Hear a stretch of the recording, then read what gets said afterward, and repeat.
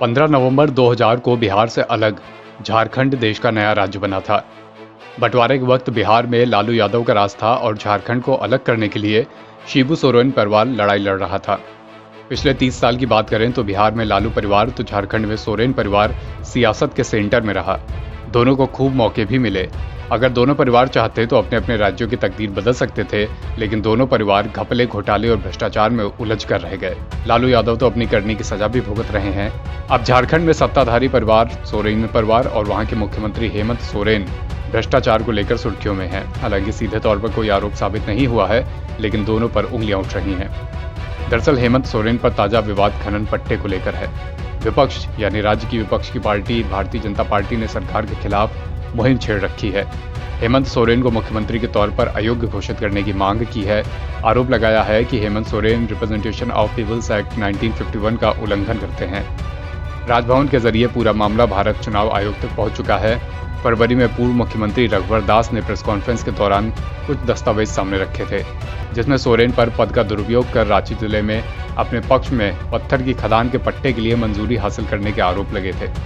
25 अप्रैल को रघुवर दास ने कहा कि हेमंत सोरेन के पद पर रहते हुए उनकी पत्नी को 11 एकड़ औद्योगिक भूमि मिली है। इस मसले पर चुनाव आयोग ने पर्यावरण और खनन विभाग संभालने वाले हेमंत सोरेन से उनका पक्ष पूछा था। मंत्रालय की ओर से जवाब भी भेजा गया था। झारखंड के मुख्यमंत्री हेमंत सोरेन ने रांची जिले के अंगारा ग्राम पंचायत में 0.88 एकड़ में खनन पट्टे की मंजूरी के लिए आवेदन दिया था। केंद्र के पर्यावरण, वन और जलवायु परिवर्तन मंत्रालय के पोर्टल पर दस्तावेज दर्ज हैं। इसमें बताया गया है कि खदान में उत्पादन 6171 टन प्रतिवर्ष होगा। ये काम 5 साल तक चलेगा। अनुमानित लागत 26 लाख रुपए बताई गई थी। दस्तावेजों के मुताबिक सीएम हेमंत का आवेदन 28 मई 2021 को रांची के जिला खनन अधिकारी के पास पट्टे की मांग के लिए पहुंचा था। 1 जून को जिला खनन अधिकारी ने अंगारा के सर्किल ऑफिसर को जांच के लिए कहा। सहमति के लिए 7 जून को अंगारा में पंचायत बुलाई गई। उसी दिन अंगारा के ब्लॉक विकास अधिकारी ने खनन अधिकारी को लिखित में जानकारी दी कि ग्राम सभा ने खनन के पट्टे के लिए मंजूरी दे दी है।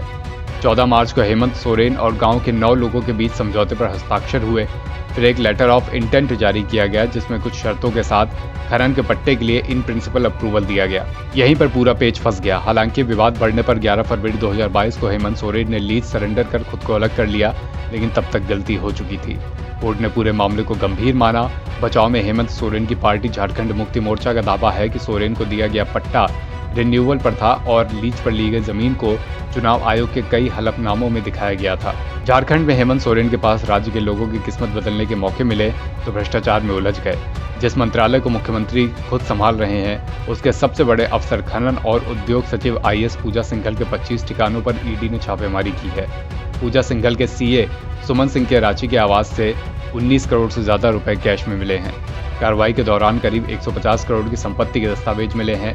भले ही पूरा मामला सीधे तौर पर सीएम तक नहीं पहुंच रहा, लेकिन लगातार सवाल उठ रहे हैं। ये पूरा मामला ठीक उसी तरह का है जैसे लालू यादव जब बिहार के मुख्यमंत्री थे तो 900 करोड़ का चारा घोटाला सामने आया था, जिसमें वो उलझते चले गए थे।